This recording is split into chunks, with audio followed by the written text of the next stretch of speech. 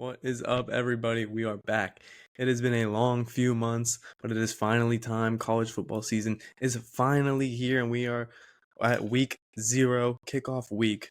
This Saturday, my Florida State Seminoles will be kicking off against Georgia Tech in Dublin, Ireland to get this college football season started. And as a result, I'm going to have daily content for you every day of this week leading up to that game.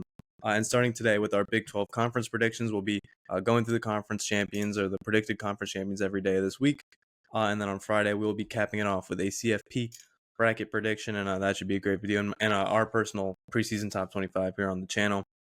So I'm super excited to get all this content out for you. I'm super excited to be back. I'm, as always, sorry about that summer layoff.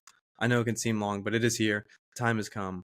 We are back. And without further ado, let's get straight into this video. But before we do start, I do want to say like, subscribe, and comment down below what you want to see more of. Super happy to be back, and let's keep pushing for that road to 200 subscribers because we're almost there. So thank you guys as always for the continued support. And without further ado, let's jump right in. We've got a great and a gritty Big 12 conference this year. It should be a lot of teams competing for only those 2 spots in the conference championship. And I honestly think that this conference is underrated. When we look at the national landscape, a lot of it is people just kind of assuming that Big 12 is just going to be the worst conference, and we don't even need to think twice about it. We can just auto put it at the bottom. None of these teams can make any noise in the national picture, and I don't think that's the case. I think there's 2, 3, potentially 4 teams that can all make a push for those playoff spot. Probably will realistically be 1 to 2 playoff teams from the Big 12, the conference champ auto bid, and then I think 1 will make it in at large. So, yeah, I think there's 4 teams that can make a bid. I think there's several others that are being some gritty teams that maybe mess up someone else's season. But I look at teams like I just go with Utah, who people are kind of penciling into the playoffs. You got Kansas State, Oklahoma State, UCF, Arizona. I think all these teams have a lot of potential to really make some noise when we look at this national playoff picture. But I think there's really 5 core teams that I think are going to be competing for the conference championship spot. But to show you the top 10, let's look at top 10 here. We got Colorado rounding out the top 10, Texas Tech at 9, Iowa State at 8, Kansas 7, West Virginia 6, and then you look at that top 5, Arizona below UCF, UCF at 4, Oklahoma State at 3. I think those are somewhat the consensus top 3 teams in the conference. Maybe some people have Arizona in there. I doubt anyone really has UCF or West Virginia that high. But yeah, so those are the top 10 teams in my opinion. And then when we look at the top 5, these are the 5 teams that I really think are really competing, not only for that playoff spot, but for that conference champion spot. I think I really like UCF. I mean, I think I'm a lot higher than them, than most people. If you want to look at the rest of the list, Kansas is a team I think I'm lower on than most people are, having them all the way down at 7. I like Neal. I really like Jalen Daniels, and I love Lance Leipold as a coach. That is not the issue here. The issue with this team has been health and depth and defense. I think those are the 3 things that we can look at, and that'll be the cause for pause. I mean, they don't really play a hard schedule, so I'm not saying that that's the issue. But just in terms of having that elite level talent to kind of climb up in those top ranks, I don't really think they have it. Daniels has struggled staying healthy each of the last 2 seasons. Neal can't do it all on his own. And I just don't know if that defense can quite compete with the teams I have above them. And because, Kansas isn't really recruiting with these teams. They're not recruiting with the best in the conference. They're not portaling the best in the conference. And I just, from a roster perspective, I kind of feel like they're just not quite up there. And for those who missed it a second ago, I will pull up the top 10 right here so we can take a look at it. You see, yeah, Colorado at 10. I feel like it's about neutral compared to where most others have them. Maybe some people have them lower. I see this team going 5-7, 6-6.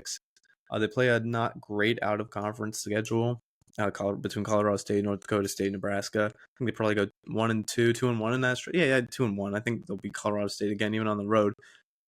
And then, you look at Texas Tech. I like their quarterback. I mean, they had a good recruiting class, recruiting the best in the Big 12 right now. But with them and Iowa State, it's just not quite having that top level talent to compete with the rest of them. And then we look at West Virginia. They're a good team, and I think they'll compete.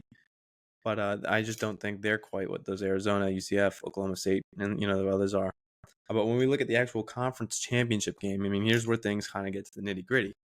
I think for a while I liked UCF throughout the offseason. I like what they did recruiting. I think Malzone is on a bit of a heater there. And as he has been, they're recruiting the best in the Big 12 in 2025. They were the second best recruiting class in the Big 12 for 2024. There are a lot of good things coming for this UCF program. And the only problem is that we're in year 2, and the run defense isn't quite where it should be, even with these portal additions. And, we'll see once the games start playing. Maybe I'm wrong. The offense, I think, can compete with any offense in the Big 12, but what's going to make the difference here is what teams can defend better than the rest of these Big 12 teams. Who can defend unlike a usual Big 12 team that gets ran through. Who can defend with the Big 10 teams? Who can defend with the SEC teams and the Clemsons and the Florida States of the ACC? Whose defense is going to be up to par with those teams? And I think that will be really telling about who wins that conference championship. And so, if those are the standards that we're going to look at this through, and that's the lens that we're going to look at this through, I think really only 3 teams, maybe debatably 2, fit that criteria. And I think that's Kansas State, Utah, Oklahoma State. And for Oklahoma State, I think maybe the defense does. And of course, Mike Gundy is one of the best coaches in the country. He stacks up with them. But for them, it's the offense. I'm not a huge Alan Bowman fan. I really like Ollie Gordon, and trust me, a run game can take you far. I'm well aware of that. But I don't know if they quite have the receiving weapons, and I don't know if Bowman can kind of get the job done.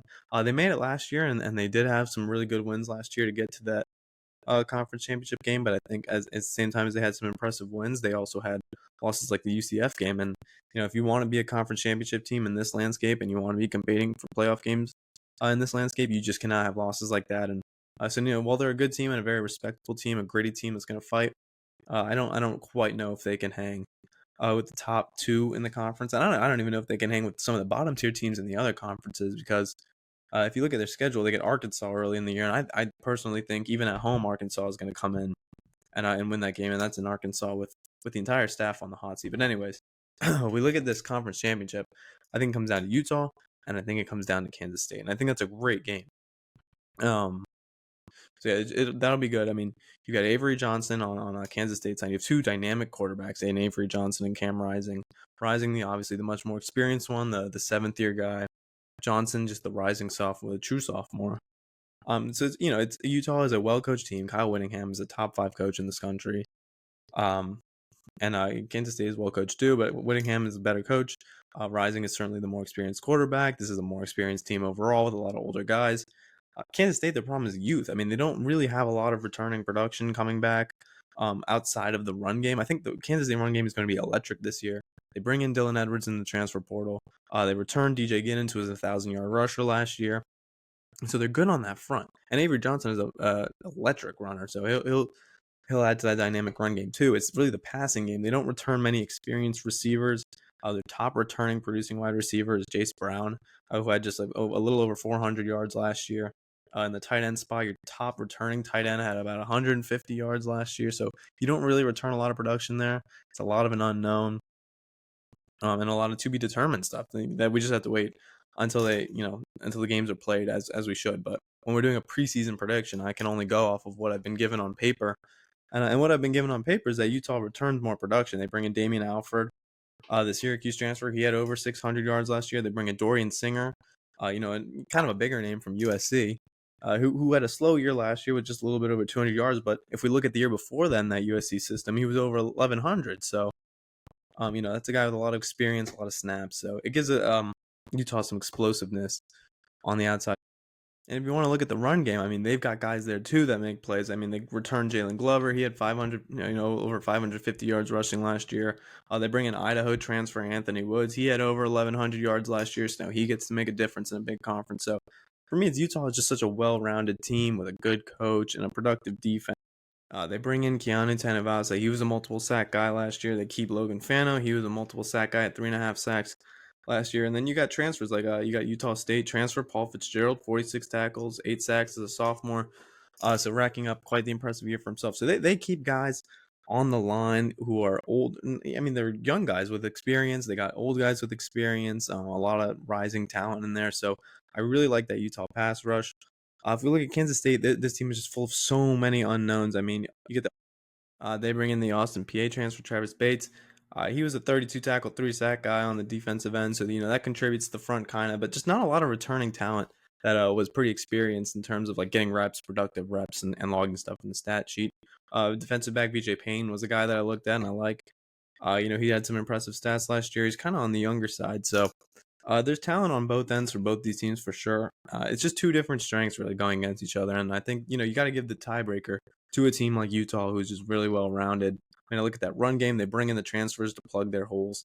They bring back returning wide receivers with talent, and they bring in a lot of productive transfers to pair with just the better QB. So we look at both these teams. I think Kansas State's going to have a dynamic run game. And then I gotta wait to see what the pass is because I gotta wait to see who steps up in the passing game. What wide receivers are really going to take over, and show that Johnson has some guys to throw to, and or is it just going to be the Avery Johnson show where they're using the running backs and he's using his legs? But when we're looking at the conference champion for this conference, I have to lean Utah. They're the most well-rounded team, the best coach team, returning production, best quarterback. Probably, I mean, him and Johnson will battle it out. Don't get me wrong; there's some good quarterbacks in the Big 12, but I do have to give the edge to Rising here. And as a result, with all those things being considered, I lean towards Utah as that first, conference champion auto bid here on the channel when we're doing our prediction, and we're looking forward to the CFP prediction. I mean, that 4 seed, I think it is going to be the 4. I don't see them climbing any higher than that. The 4 seed will be Utah. I like Kyle Whittingham as a coach.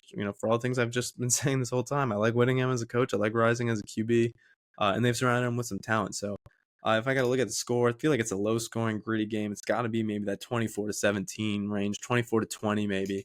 But I was originally thinking Kansas State, and then we really did the deep dive before we filmed this video, and I mean you just gotta like what you see from Utah because you know what you're getting, and you look at these new additions, and yeah, to me they got the edge right now. So I think that they're probably looking at a 10-2 season realistically, and I think both these teams honestly are looking at 10-2. They'll meet in the title game, they'll battle it out, and I give Utah the 24. We'll say 24-20 advantage over Kansas State to become the Big 12 conference champion and take up that first auto bid spot. Stay tuned, of course, throughout the week because we are going to have daily videos. If you're seeing this Monday, tomorrow you will be seeing the ACC conference prediction channel, and of course, knowing the biases that exist here on the channel, I'm sure you can see what will be coming. But yeah, we got great videos for you every day of the week. And then next week we start back with the regular college football episodes where we'll have hopefully all the guys on, and we'll be doing it just like last year. So it should be super fun. A lot of good content coming. Probably no interviews for the time being, just because we're mid-season and it is hard to get people on. But it is also just the perfect time to be having these more debate style shows. So that's probably what you'll be getting throughout the season. But of course, if you have any recommendations for the videos you want to see, leave them in the comments. NFL will be starting up soon enough too. But for now, we are all focused on college football here on the channel. So stay tuned. A lot of great things coming. In the meantime, please remember to like the video, subscribe, turn those notifications on, and just comment what you want to see more of. A great week coming, so make sure to stay tuned and continue to show support. Until next time.